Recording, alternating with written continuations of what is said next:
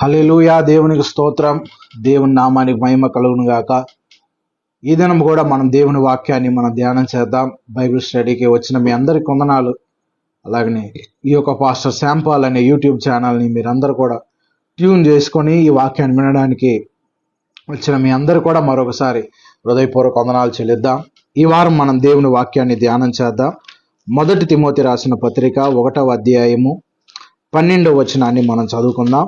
1 Timothy రాసిన పత్రిక, అపోస్తలుడైన పౌలు తిమోతికి రాసిన మొదటి పత్రిక 1వ అధ్యాయము 12-13 వచనాలను నేను చదువుతున్నాను.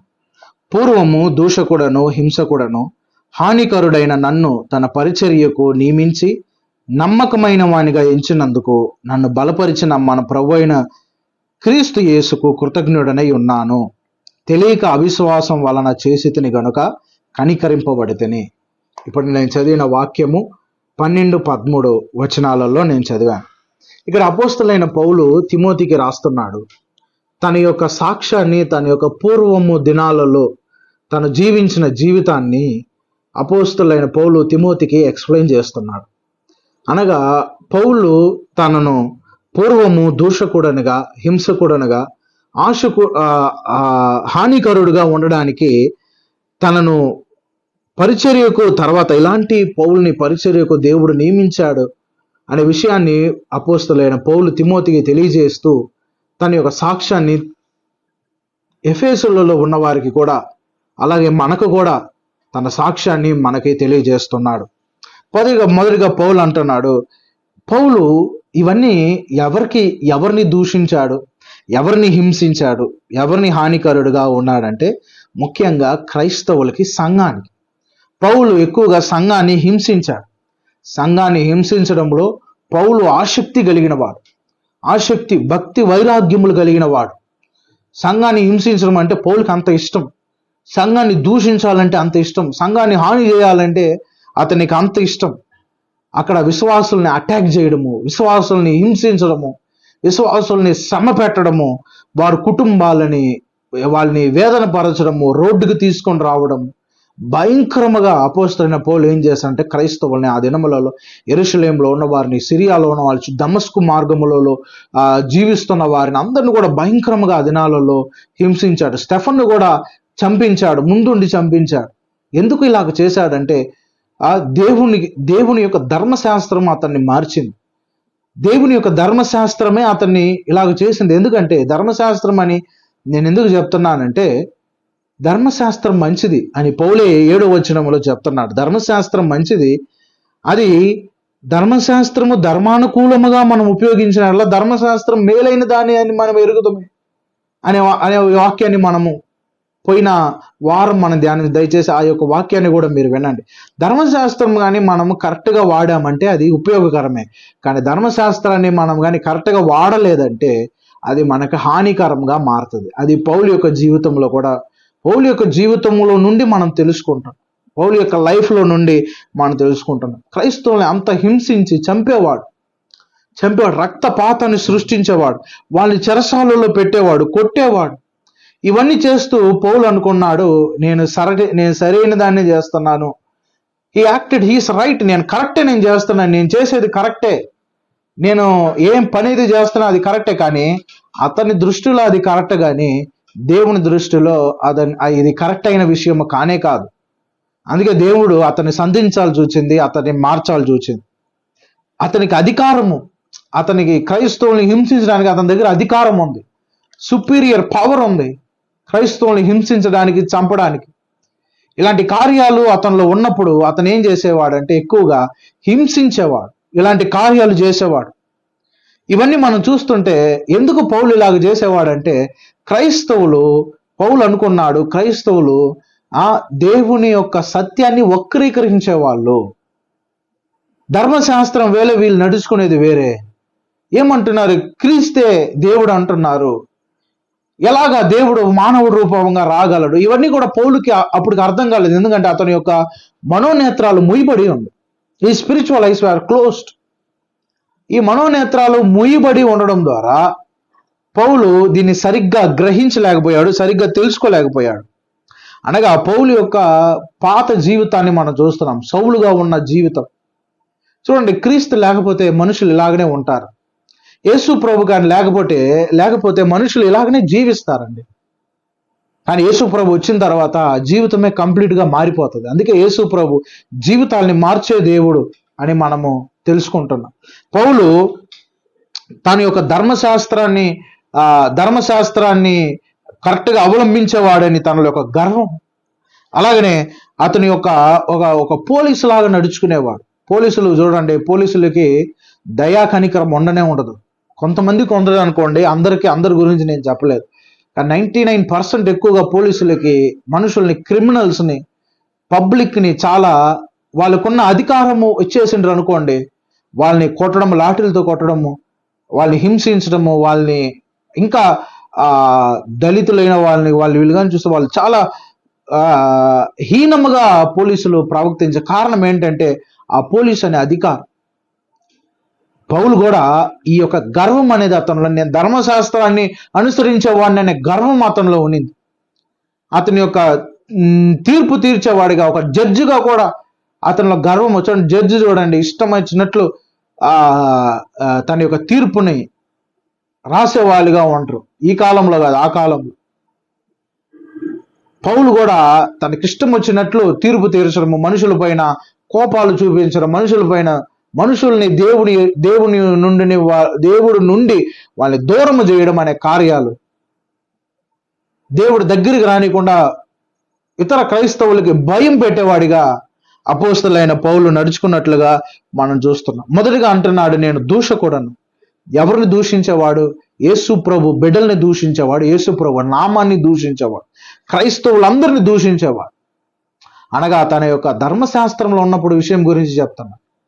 ధర్మశాస్త్రం ఉన్న విషయంలో అతను ఆ కాలంలో ఎక్కువగా యేసు ప్రభు నామాన్ని ప్రకటించేవారు, యేసు ప్రభు నామాన్ని చెప్పేవారు ఎదుట ఎక్కువగా కూడా అపోస్తలుడైన పౌలు ఇలాగనే నడుచుకునేవాడు, దూషించేవాడు. కానీ ఇతను ఫాలో అయ్యేది ధర్మశాస్త్రమే, దేవుని యొక్క నియమాలే, దేవుడి యొక్క నామాన్ని ధరించుకొని ఉన్నాడు. కానీ ఇవన్నీ కూడా అతనికి మిస్ఇంటర్ప్రిటేషన్ అయింది. అతనికి తప్పైన వ్యాఖ్యానం చేశారు. తప్పైన గమాలీయులు, అతను నేర్చుకున్న ధర్మశాస్త్రము, అతను నేర్చుకున్న స్కూల్లో ఇతనికి తప్పుగా ఈ ధర్మశాస్త్రాన్ని బోధించాడు. మీరు ఆలోచించండి ప్రియమైన దేవుని బిడ్డలారా, ఈ ధర్మశాస్త్రము దేవుని బిడ్డల్ని హింసించమని ఎక్కడైనా చెప్తుందా? ధర్మశాస్త్రము ఇతరులను చంపమని చెప్తుందా? ధర్మశాస్త్రం చెప్పనే చెప్పదు. కానీ ఇతనికి, ఈ పౌలుకి ఇంత గర్వము, పౌలుకి ఇంత అహంభావం, పౌలుకి ఇంత కోపం రావడానికి కారణం ఎవరంటే ధర్మశాస్త్రమే. కానీ దాన్ని తప్పుగా ఎంచుకున్నాడు, తప్పుగా అర్థం చేసుకున్నాడు. దేవుడు ధర్మశాస్త్రం మంచిదే, కానీ అది సరిగ్గా ఉపయోగించాలి. ఆనాడు కూడా పరిశీలు శాస్త్రాలు చూడండి, పాపంలో పట్టబడిన స్త్రీని వచ్చి రాళ్ళు తీసుకొని చంపాలి, కరెక్టే, వాళ్ళు చేసే న్యాయమే. కానీ కనికరము అనేది వాళ్ళలో అసలనే లేదు. అసలు దేవుడు ధర్మశాస్త్రం నియమించింది ఎందుకంటే కనికరం చూపించడానికి. ధర్మశాస్త్రంలోనే రాశాడు దేవుడు, పాత నిబంధనలోనే రాయబడి ఉంది, నేను బలుని కోరువాడిని కాడు, కనికరాన్ని దేవుడు నేను కోరుతున్నాను, మీ ఉపవాసాలు నాకొద్దు, నీ కనికరము లోబడే తత్వం నాకు కావాలి అని దేవుడు ఎదురు చూస్తున్నాడు. కానీ అవన్నీ లేకుండా ఆ యొక్క శిక్షించే కార్యాలు, తీర్పు తీర్చే కార్యాలలో వీళ్ళు పరిసయ్యులు, సదుసయ్యులు ఇమిడిపోయారు. అపోస్తలుడైన పౌలు కూడా పూర్వం ముందు సౌలుగా ఉన్నప్పుడు అతను కూడా ఒక పరిసయ్యుడికి ఉన్న ఆ కార్యాలన్నీ కూడా పౌలలో కూడా, సౌలు ఉన్న ఆ కార్యాలు మనం చూడగలిగాము. అతనిలో ధర్మశాస్త్రం ఇంతగా పనిచేయడానికి కారణం ఏంటంటే లేవీకాండం 24:16 అధ్యాయంలో రాయబడింది, దేవుని నామాన్ని దూషించే వారిని మరణ శిక్ష వేయాలి. ఈ ధర్మశాస్త్రాన్ని పట్టుకున్నాడు. నిన్ను వల్లే నీ పొరుగు వారిని ప్రేమించమని ఆ ధర్మశాస్త్రం కూడా ధర్మశాస్త్రంలోనే ఉంది. కానీ ఆ ధర్మశాస్త్రము కంటికి కనపడలేదు అపోస్తలుడైన పౌలుకి. ప్రేమించాలని ఆ ప్రేమ తత్వము కనపడలేదు. కంటికి కన్ను అనే ఆ ధర్మశాస్త్రాన్ని పట్టుకున్న అపోస్తలుడైన పౌలు దేవుని నామాన్ని ఇతను దూషించేవాడు. అసలు ఇతనికే శిక్ష రావాలి, ఇతను దూషిస్తున్నాడు, దూషకుడిని తనే చెప్తున్నాడు కదా. లేవీకాండం 24:16 ప్రకారం అతని శిక్ష రావాలి. కానీ అతను దూషిస్తూ ఇతరులు దేవుని నామాన్ని దూషిస్తున్నారని వారిని కూడా హింస పెట్టి భయంకరంగా చంపేస్తున్నాడు. అందుకే అంటున్నాడు, నేను దూషకుడను. తర్వాత అంటున్నాడు హింసించేవాడిని. ఎవరిని హింసించేవాడు? క్రైస్తవులనే. బాగా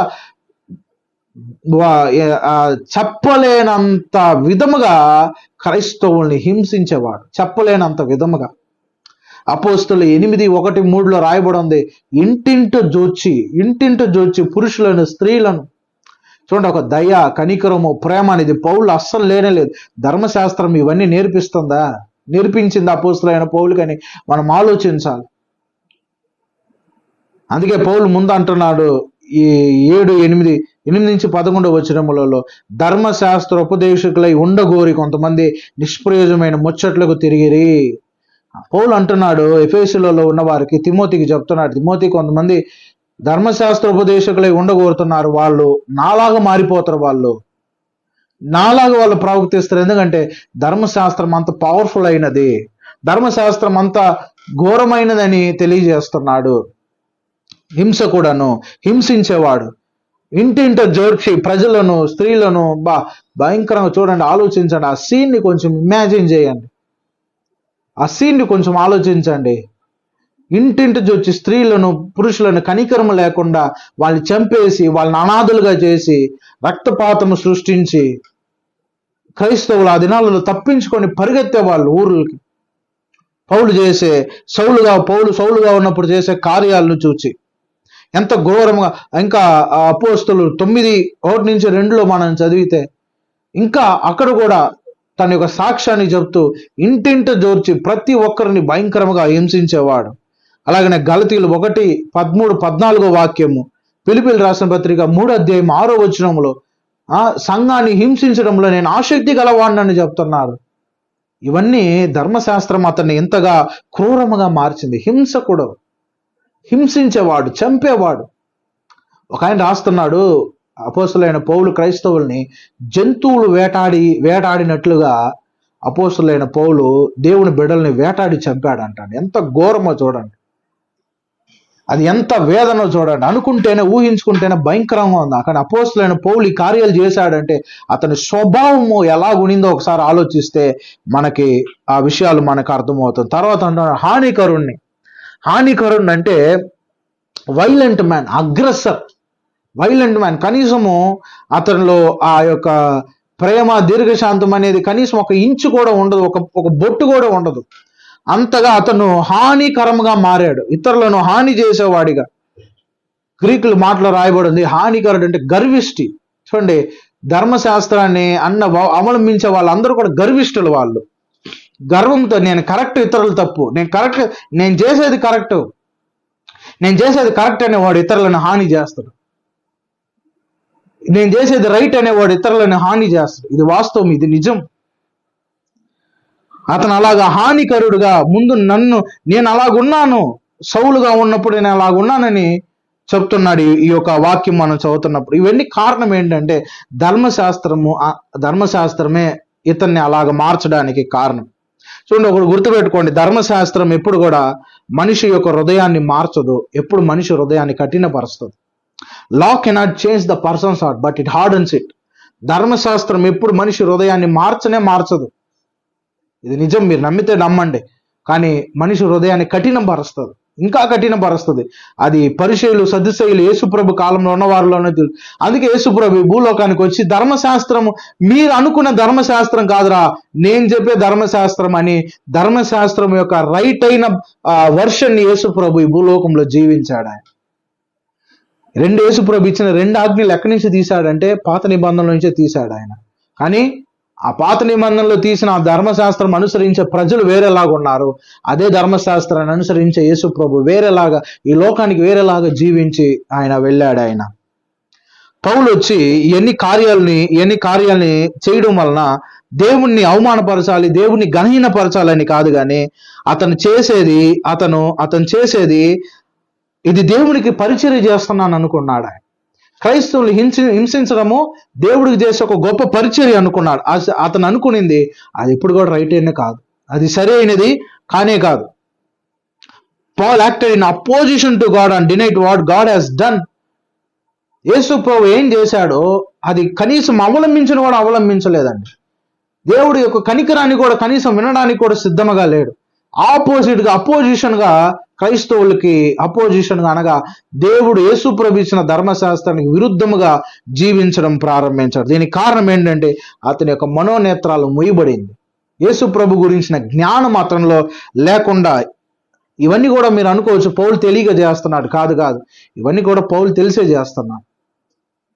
అతని ఒక religious man, is a studied man, educated person అని తెలిసిన వ్యక్తి, ఒక యూదుడు. నేను యూదునని గర్వంగా చెప్తున్నాను, యూద మతస్థుడని అని గర్వంగా చెప్తున్నాడు. గలతీయులకు రాసిన పత్రిక ఆ యొక్క 1వ అధ్యాయము 13-14 వచనాలలో చెప్తున్నాను, నేను యూద మతస్థుడిని, యూదుణ్ణి నేను అని తాను గర్వముగా ఎంచుకొని చెప్తున్నాడు.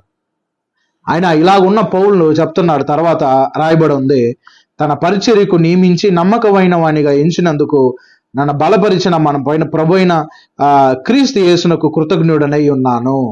పౌలు అంటే నేను ఇలాంటి వాడిని, నేను ఇలాగ జీవిస్తున్న వాడిని, కానీ దేవుడు నన్ను, తన పరిచర్యకు దేవుడు నన్ను ఎన్నుకున్నాడు. అసలు పౌలు ఈ పరిచర్యకు ఎన్నుకోవడానికి పౌలు యొక్క క్వాలిఫికేషన్ 0.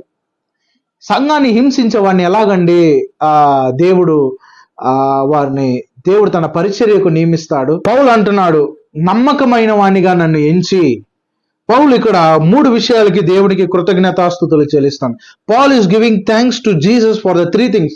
ఒకటి వచ్చి నన్ను నియమించినందుకు, రెండోది బలపరిచినందుకు, నన్ను నమ్మకమైన వానిగా ఎంచినందుకు. పౌలు నమ్మకమైన వానిగా దేవుడు ఎంచాడు. పౌలు జీవితంలో దేవుడు నమ్మకత్వాన్ని చూశాడు. అందుకే అంటున్నాడు నమ్మకమైన వానిగా ఎంచినందుకు. అసలు పౌల్లో నమ్మకత్వం ఎక్కడుందనేది పౌలుకే తెలియలేదు. సంఘాన్ని హింసించే వాళ్ళలో ఎక్కడండి నమ్మకత్వం ఉంది? కానీ దేవుడు మనుషుల్లో చూడండి, పౌల్లో తాను చూడండి యేసుప్రభు ఆల్రెడీ ముందుగానే పౌల్లో చూశాడు ఆయన. హల్లెలూయా. అందుకే దేవుడికి కృతజ్ఞతాస్తుతులు చెప్తున్నాను. నమ్మకమైన వాడిగా మీకు తెలుసు, ఆది కాలంలో సంఘము పౌల్ని అంగీకరించలేదు. కొంతమంది అంగీకరించారు కానీ 90% మంది అంగీకరించలేదు. ఎందుకంటే సంఘాన్ని హింసించిన వాడు, భయపడ్డారు. సౌలు అంటేనే దూరంగా వెళ్ళిపోయేవాళ్ళు, పౌలు అంటేనే దూరంగా వెళ్ళిపోయేవాళ్ళు. అయ్యో ఇతన మనకు వద్దని దూరంగా వెళ్ళిపోయేవాళ్ళు వాళ్ళు. ఎందుకంటే కుటుంబాలని చంపేవాడు. చూడండి, 2-3 కుటుంబాల్లో చనిపోయారంటే ఇంకొకరు మిగిలాడంటే వాడిని ఎలాగ పౌలు అంగీకరిస్తాడు? అది పౌల్ని సేవకుడిగా ఎలాగ అంగీకరిస్తాడు? ఎవరు అంగీకరించలేదు, ఎవరు క్షమించలేదు పౌల్ని ఆ దినాలలో. ఎవరిని కూడా అంగీకరించలేదు, అధికారం ఇవ్వలేదు, అతనికి బాధ్యత కూడా ఇవ్వలేదు. అందుకే పౌలు అంటున్నాడు తన పరిచర్యకు నియమించి. ఎవరు నియమించాడు? ప్రభు అయిన క్రీస్తు యేసు నన్ను నియమించాడు. ప్రజలు ఎవరు నియమించలేదు. 1వ అధ్యాయం 1వ వచనంలో అపోస్తులనే ఈ యొక్క అధికారము కూడా ఆ ఆజ్ఞ ప్రకారంగా యేసుక్రీస్తు అపోస్తులైన పౌలు, ఈ అపోస్తులత్వం కూడా నాకు ప్రజలు ఇవ్వలేదు, దేవుడు ఇచ్చాడు. పరిచర్య కూడా ప్రజలు ఇవ్వలేదు, నాకు దేవుడు ఇచ్చాడని చెప్తున్నాడు అపోస్తులైన పౌలు. చూడండి, తన యొక్క ట్రాన్స్ఫర్మేషన్ మూమెంట్ ని చెప్తున్నాడు. తన పరిచర్యకు దేవుడు నన్ను నియమించాడంటే దాని విషయమై దేవుడు ఎంతగా పౌల్ని దేవుడు నమ్మాడంటే ఒక గొప్ప విషయం ఇది. హింసించే వాడిని ఎలాగ ఆ సంఘానికి అధిపతిగా చేస్తాడండి, కానీ దేవుడు చేశాడు. అది దేవుని యొక్క చూపు అనేది. దేవుడి యొక్క ఆ యొక్క కంటి చూపు అది ఎంత విశేషమైనదో దీని మూలకంగా మనం తెలుసుకుంటున్నాము. పౌలు సంఘానికి దేవుని పరిచర్యకు, సంఘానికి నాయకుడుగా ఉండడానికి, అపోస్తలత్వం పని చేయడానికి అతని యొక్క క్వాలిఫికేషన్ 0. అతను దేనికి పనికిరాడు, అతనిలో ఏమి లేదు. కానీ దేవుడు అతనిలో నమ్మకత్వాన్ని చూసి అతన్ని బలపరిచాడు. నమ్మకత్వాన్ని చూసి వదిలేయలేదు, అతను నమ్మకమైన వానిగా ఎంచి అతన్ని బలపరిచి దేవుడు సంఘానికి అధిపతిగా దేవుడు నియమించాడు. హల్లెలూయా. కానీ పౌలు ఈ యొక్క పరిచర్య చేయడానికి ఏమాత్రం యోగ్యమైన వాడు కానే కాదు. కానీ యేసుప్రభు అతన్ని సంధించడం వల్ల యోగ్యత యేసుప్రభు వల్ల అతనికి కలిగింది. అతని యొక్క జ్ఞానము, అతని యొక్క స్కిల్ అతని యోగ్యముగా చేయలేదు. నమ్మకత్వం, ఫెయిత్ఫుల్నెస్ ఈజ్ ద క్వాలిఫికేషన్. హల్లెలూయా. అందుకే పౌలు అంటున్నాడు దేవుడు నన్ను నియమించాడు. 1 కొరింథీ 4 తన పరిచర్య యేసుక్రీస్తు పరిచారకుడను అని చెప్తున్నాడు. 1 కొరింథీ 4:2 వాక్యాలలో. మళ్ళీ మనం ముందుకెళితే తెలియక అవిశ్వాసం వల్ల చేసింది గనుక కనికరింపబడితిని. I was shown mercy because I acted in ignorance or unbelief. Ignorance, ఇవన్నీ తెలియక చేశాను. అందుకే నేను కనికరింపబడ్డాను. ఒకవేళ మీరు కూడా తెలియక నేను చేశాను కనికరింపబడ్డానంటే ఈ రోజుల్లో అలాంటి ఛాన్స్ లేనే లేదు. ఎందుకని నేను చెప్తాను. పౌలు తన తన యొక్క గతంలో చేసిన పాపాన్ని తెలుసుకొని దేవుడు కనికరాన్ని, దేవుని యొక్క దయను పొందుకున్నాడు. అపోస్తలుడైన పౌలు తన గతంలో చేసిన పాపం, ఎందుకంటే ధర్మశాస్త్రం ఆయన అంత వ్యక్తిగా మార్చింది, కానీ దేవుడి యొక్క కృప దానికంతే బలమైనది. అందుకే పౌలు అంటున్నాడు కనికరింపబడితే, 2 సార్లు అంటున్నాడు కనికరింపబడి తిని. ఇంకొక వచనములో రాస్తున్నాడు 16వ వచనంలో కనికరింపబడి తిని. ధర్మశాస్త్రం ఒక వ్యక్తిని క్రూరుగా మార్చగలదంటే దేవుని వ్యక్తి ఒకరిని సాత్వికముగా మంచి వ్యక్తిగా దేవుడి యొక్క కృప మనుషుల్ని మార్చగలడనడంలో ఏమాత్రము సందేహం లేదు. హల్లెలూయా. పాపము ధర్మశాస్త్రానికి వచ్చిన రిజల్ట్ ఇతను చనిపోవాలి, కానీ దేవుడు ఇతను చంపలేదు, దేవుడు ఇతన్ని ప్రాణాలు తీయలేదు, కానీ దేవుడు తన కృపను ఈయన పైన, అపోస్తలుడైన పౌలు పైన దేవుడు చూపించి ఉన్నాడు. హల్లెలూయా. ఈ విషయాలని తిమోతికి చెప్తున్నాడు అపోస్తలుడైన పౌలు. నేను కనికరింపబడ్డాను. అలాగనే పౌలుకి దీని మూలకంగా నువ్వు కూడా కనికరించాలి అనే తిమోతికి ఈ మాటలను తెలియజేస్తున్నాడు. 2 కొరింథీయులు 5:20 చెప్పబడి ఉంది, నేను యేసుక్రీస్తుకి రాయబారినై ఉన్నాను, సమాధానపడుడి అనే ఒక విషయంలో నేను ముందుగా ఉన్నానని చెప్తాను. బ్రతిమాలుకుంటున్నాను. ప్రతి ఒక్కరిని అపోస్తలుడైన పౌలు ఏం చేస్తున్నాడు? బ్రతిమాలుకుంటున్నాడు. అయ్యా యేసు ప్రభుని అంగీకరించండి, యేసు ప్రభుతో సమాధానంగా ఉండండి. చూడండి, ఇలాంటి వ్యక్తిని యేసు ప్రభు మార్చింది అంటే ఆశ్చర్యకరంగా ఉంది కదా. హింసించేవాడు, దూషించేవాడు, హానికరుడైన అపోస్తలుడైన పౌల్ని సమాధాన పరిచర్యకు దేవుడు నియమించాడు. ద మినిస్ట్రీ ఆఫ్ రీకన్సిలియేషన్, సమాధాన పరిచర్యకు దేవుడు నియమించాడు. సమాధాన పరిచయం అంటే గింజుకోవడం, అడుక్కోవడం, ప్రాధేయపడడం, అయ్యా దయచేసి వినండి వినండి అని వారు కాళ్ళు పట్టుకోవడం. అలాంటి పరిచర్యకు దేవుడు అపోస్తలుడైన పౌలుని నియమించాడంటే దేవుడి యొక్క కృప ఎంత గొప్పది. అందుకే పౌలు కనికరింపబడి తిని అనే మాటను మాట్లాడుతున్నాడు. పౌల్ని అరెస్ట్ చేసింది దేవుడు, ధర్మశాస్త్రం అరెస్ట్ చేయలేదు. పౌల్ని అరెస్ట్ చేసింది దేవుని కృప, గాడ్స్ గ్రేస్. పౌల్ని కానీ ధర్మశాస్త్రం కానీ అరెస్ట్ చేస్తుంటే చనిపోయి ఉండేవాడు. దేవుడు కృప అరెస్ట్ చేసింది కాబట్టి అతను జీవించడం, దేవుని కొరకు జీవించడం ప్రారంభించాడు. ఇతరులను కూడా జీవం పోసేటట్లుగా అతడు జీవితాన్ని ప్రారంభించి ఉన్నాడు. హల్లెలూయా. అందుకే పౌలు దేవుడు కృపకి ఒక ఉదాహరణగా పౌలు మారాడు. హల్లెలూయా. అవిశ్వాసం వలన చేసి ఇతని దేవుడు యేసు ప్రభు తెలియక, కానీ తెలిసే చేశాడు అనుకోండి ఇవన్నీ కూడా, కానీ తెలియక కొన్ని విషయాలు గుడ్డితనం వల్ల చేశాడు, అందుకే కనికరింపబడ్డాడు. కానీ ఈ రోజుల్లో అలాగ చేయడానికి వీలు లేదు. అందరూ కూడా తెలివైన జ్ఞానం ఉంది. అలాగని ధర్మశాస్త్రం, దేవుడు వాక్యం మన చేతుల్లో ఉంది. దేవుడు వాక్యం చేతుల్లో ఉంది. ఈ వాక్యంలో ఉండేది నాకు తెలియక చేశాను అనడానికి లేదు. ప్రతి ఒక్కరికి మనస్సాక్షి అనేది దేవుడు ఇచ్చి ఉన్నాడు. ఆ మనస్సాక్షి ప్రకారం దేవుడు ప్రతి ఒక్కరిని తీర్పు తీర్చే వాడిగా దేవుడు ఉన్నాడు. కాబట్టి తెలియదు నాకు అని చెప్పడానికి వీలే లేదు. అలాగనే మనము ముందుకు వెళితే 14లో మనం చదివితే, మరియు మన ప్రభు యొక్క కృపయు క్రీస్తు యేసునందున్న విశ్వాసము ప్రేమయు అత్యధికముగా విస్తరించాను. పౌలు అంటున్నాడు దేవుడు కృప నా యందు విస్తరించింది. దేవుని యందు ఉన్న విశ్వాసము, దేవుని యందు ఉన్న ప్రేమ నా యందు విస్తరించింది. అనగా పౌలు యొక్క పాపం ఎంత గొప్పదో దేవుడు కృప అంత గొప్పది. అదే పౌలు రాస్తున్నాడు రోమీయులకు రాసిన పత్రిక 5వ అధ్యాయం 20-21 వచనంలో చెప్తున్నాడు, కృప పాపం ఎక్కడ విస్తరిస్తుందో కృప కూడా అక్కడ అత్యధికంగా విస్తరిస్తుంది. అనగా పాపము విస్తరించిన స్థలంలో కృప విస్తరిస్తుందంటే, పాపం విస్తరిస్తుందంటే దేవుడు కోపం వస్తుంది. కృప విస్తరిస్తుందంటే దేవుడు కనికరం వస్తుంది అక్కడ. అంటే పాపము కంటే బలమైనది దేవుని కృప. దేవుని కృప ఈ పాపినైన అపోస్తలుడైన పౌలు మీద పొయ్యబడింది, కుమ్మరించబడింది. ఎలాగైతే ఒక బకెట్లో నీళ్లు పోస్తాం అలాగా దేవుని కృప అపోస్తలుడైన పౌలు మీద అపరిమితముగా కుమ్మరించబడింది. God poured out his grace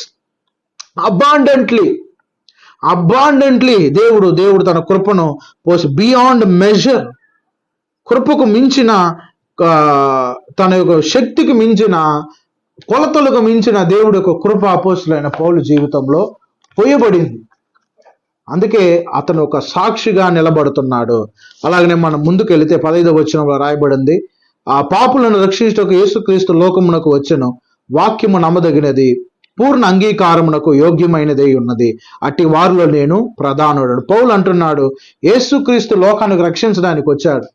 ఆ రక్షణలో ఫస్ట్ నేను నిలబడుతున్నాను, ఆ ప్రధానమైన పాపిని నేనే. ముందేమన్నాడంటే ఫిలిప్పీయులకు రాసిన పత్రిక, నేను అనిందుడిని, ధర్మశాస్త్ర విషయంలో నేను అనిందుడిని, నాలో తప్పే లేదన్నాడు. కానీ ఇప్పుడు అంటున్నాడు, పాపులలో నేను ప్రధానుడను, నేను I'm the first, I'm the worst అంటున్నాడు. పౌలు అర్థమైంది తన యొక్క పాపము ఎంత లోతైనదో, తను చేసిన అతిక్రమము, తను చేసిన పాపము ఎంత లోతైనదో అతను తెలుసుకున్నాడు. దేవుడు తనని రక్షించడానికి వచ్చాడని తెలుసుకున్నాడు. అందుకే హింసించేవాడు ఒక ప్రసంగికుడుగా మారాడు, చంపేవాడు ఒక గొప్ప మిషనరీగా మారాడు. రక్షించాడు, దేవుడు రక్షణను తెలుసుకున్నాడు. అవును, నాకు రక్షణ కావాలి, నేను పాపిని అని గ్రహించాడు. ఈ పాపి అనే గ్రహింపు ధర్మశాస్త్రం ఇవ్వదు, కానీ దేవుడు ఆ యొక్క పాపం అనే గ్రహింపు పరిశుద్ధాత్మ వలన దేవుడు దయచేసేవాడు. ఆయన నేను ప్రధానుడని చెప్తున్నాడు, తప్పు లేదు. నా గర్వముగా ఉన్న వ్యక్తి, అయ్యో నేను పాపిని, యేసు ప్రభు నన్ను రక్షించడానికి వచ్చాడని చెప్తాను. తర్వాత 16వ వచనంలో, ఆయనను నిత్య జీవం నిమిత్తము తనను విశ్వసించబో వారికి నేను మాదిరిగా ఉండలాగన యేసుక్రీస్తు తన పూర్ణమైన దీర్ఘశాంతము ఆ ప్రధానమైన పాపి అయిన నా యందు కనబరిచినట్లు నేను కనికరింపబడితేనే. పౌలు అంటున్నాడు, నేను రాబోయే విశ్వసించబోయే వాళ్ళందరికీ మాదిరిగా ఉన్నాను. దేనికి మాదిరి అంటే దేవుని యొక్క దీర్ఘశాంతమునకు నేను మాదిరిగా ఉన్నాను. దేవుడు నా ఎడల ఎంత దీర్ఘశాంతము చూపించాడో రాబోయే వారికి కూడా నేను మాదిరిగా ఉన్నాను. అనగా దేవుడు ఎంత సహించాడు అపోస్తలులైన పౌలుని కదా. అపోస్తలులైన పౌలుని సౌలుగా ఉన్నప్పుడు ఎంతగా సహించాడో, దేవుని యొక్క పేషెన్స్ అపోస్తలులైన పౌలు జీవితం మూలకంగా మనం తెలుసుకుంటున్నాం. మరొకసారి చెప్తాను, దేవుని యొక్క దీర్ఘశాంతము అపోస్తలులైన పౌలు జీవితంలో నుండి మనం తెలుసుకుంటున్నాం. దేవుడు ఇంతగా దీర్ఘశాంతం కలిగిన వాడా? అపోస్తలులైన పౌలు ఎంతగా సంఘాన్ని హింసించేవాడు? ఎన్ని రోజులు? 1 రోజు, 2 రోజుల, 6 వారాల, లేకపోతే 6 నెలల, కొన్ని సంవత్సరాలుగా హింసించేవాడు. అలాంటి హింసించే వ్యక్తిని దేవుడు ఎంత దీర్ఘశాంతం కలిగి ఉన్నాడు, ఎంత దేవుడు వారిని ఓపికతో దేవుడు ఓర్చుకున్నాడు అనేది, దేవుడు ఇంత దీర్ఘశాంతం కలిగిన వాడని అపోస్తలులైన పౌలు జీవితంలో నుండి మనము తెలుసుకుంటున్నాము. దీర్ఘశాంతం అనేది దేవుని యొక్క గుణాతిశయం, అది దేవుని యొక్క గుణగణాలు. అది హల్లెలూయా. పౌలు ఇంత పాపం చేస్తున్నప్పుడు దేవుడు అతన్ని మొత్తలేదు, అతన్ని శిక్షించలేదు, అతన్ని చంపలేదు. కాకపోతే పౌలులో ఒక గొప్ప ఫలాన్ని చూశాడు, పౌలులో ఒక గొప్ప విషయాన్ని చూశాడు. నమ్మకత్వాన్ని, ఇతని కానీ రక్షిస్తే, ఇతని కానీ మారిస్తే అనేక వేల మందికి ఆశీర్వాదకరంగా ఉంటాడు. ఈరోజు వాక్యం వినే నీకు నాకు కూడా అపోస్తలులైన పౌలు జీవితము ఆశీర్వాదకరంగా ఉన్నది. దేవుడు అపోస్తలులైన పౌలుని మొత్తలేదు, కానీ దీర్ఘశాంతం కలిగి ఉన్నాడు. ఈ దీర్ఘశాంతం మనం కూడా మన ఇంట్లో ఉన్న వారి ఎడల చూపించాలి. ఒకవేళ రక్షణ పొందని వాళ్ళు మీ ఇంట్లో ఉంటే, లేకపోతే రక్షణ పొంది కూడా ధర్మశాస్త్రము వాళ్ళ హృదయంలో పనిచేస్తే, యేసుక్రీస్తు యొక్క దీర్ఘశాంతము, దేవుని యొక్క దీర్ఘశాంతం మనలో పనిచేయాలి. వాళ్ళ ఎడల మనం దీర్ఘశాంతము చూపించాలి. అప్పుడే వాళ్ళు మారుతారు. ఒక కోప్పడు ఒక మాట మాట్లాడినా కొట్టిన మారరు. అపోస్తలులైన పౌలుని దేవుడు శిక్షించుంటే అపోస్తలులైన పౌలు మారి ఉండేవాడే కాదు. దేవుడు యొక్క కృప చూపించినందు వలన, దేవుడు యొక్క దీర్ఘశాంతం చూపించడం వలన, అందుకే పౌలు అంటాడు, నేను కనికరింపబడి తిని, ఐ రిసీవ్డ్ మెర్సీ, నేను కనికరింపబడి తిని. దేవుడి యొక్క కృపను అపరిమితంగా పౌలు పొందుకున్నాడు. పౌలు యొక్క ఉదాహరణ ద్వారా దేవుడు ఇంత కనికరము చూపించేవాడని మనం తెలుసుకుంటున్నాం. అన్లిమిటెడ్ పేషెన్స్, దేవుడు ఎంత సహించాలో అంత సహించాడు అపోస్తలులైన పౌలుని, అంత కనికరము చూపించాడు అపోస్తలులైన పౌలు, అంత పిటి దేవుడు చూపించాడు. అందుకే పౌలు అంటే నేను కనికరింపబడ్డాను. తన తగ్గింపుతో ఈ మాటలు చెప్తున్నా. పూర్ణ దీర్ఘశాంతం దేవుడు నా ఎడల కలిగి ఉన్నాడు. చివరిగా 17వ వచనాన్ని మనం చదువుకున్నాం. సకల యుగములలో రాజయ్య ఉండి అక్షయుడగు అదృశ్యుడగు అద్వితీయ దేవునికి ఘనతయు మహిమయు యుగ యుగములు కలుగును గాక. ఆమేన్. పౌలు దేవుని చివరిగా దేవుని స్తుతిస్తున్నాడు. యుగ యుగములు రాజైన ఆయనకి, God of immortal, king of immortal, invisible, unsearchable గాడ్కి యుగ యుగములు తరతరములు మహిమ కలుగును. ఎందుకు మహిమ అంటే నన్ను మార్చాడు. పౌలు చెప్తున్నాడు, నన్ను మార్చిన దేవుడు ఖచ్చితంగా మిమ్మల్ని కూడా మారుస్తాడు. నన్ను రక్షించిన దేవుడు నిన్ను కూడా, నా ఎడలే దేవుడు ఇంత దీర్ఘశాంతం చూపించాడు, నా ఎడలే దేవుడు ఇంత కనికరం చూపించారంటే మీ ఎడలో కూడా ఇంకా ఎంత కనికరము దేవుడు చూపిస్తాడు, ఎంత కనికరము దేవుడు చూపించగలడు.